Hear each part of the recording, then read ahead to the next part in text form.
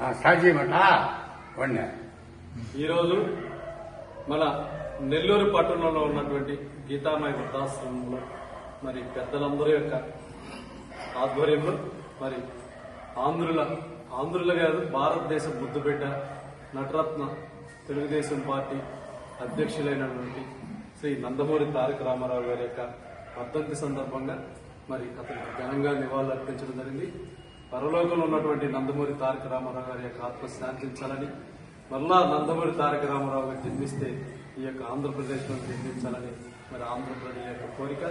ఎందుకంటే ఈరోజు ఆడవారికి ఆస్తులు హక్కు కానీ, మరి పేదవారికి 2 రూపాయలకి కిలో బియ్యం కానీ, మరి పక్కా ఇళ్లు కానీ, మరి మండలి వ్యవస్థలు కానీ అనేక సంస్కరణలు తీసుకొచ్చినటువంటి మొట్టమొదటి భారతదేశంలో మొట్టమొదటి మన తెలుగు ముఖ్యమంత్రి గారైన శ్రీ నందమూరి తారక రామారావు గారికి ఘనంగా నివాళులర్పిస్తూ మరి భారత ప్రజలందరూ కోరిక ఏంటంటే నందమూరి తారక రామారావు గారికి భారతరత్న రావాలని అందరూ కోరుకుంటున్నారు.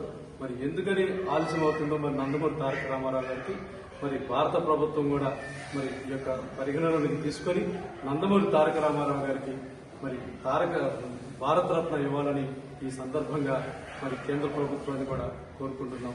మరొకసారి నందమూరి తారక రామారావు గారికి ఘనంగా నివాళులర్పిస్తూ జోహార్ నందమూరి తారక రామారావు గారు, జోహార్ నందమూరి తారక రామారావు గారు, జోహార్ నందమూరి తారక రామారావు గారు.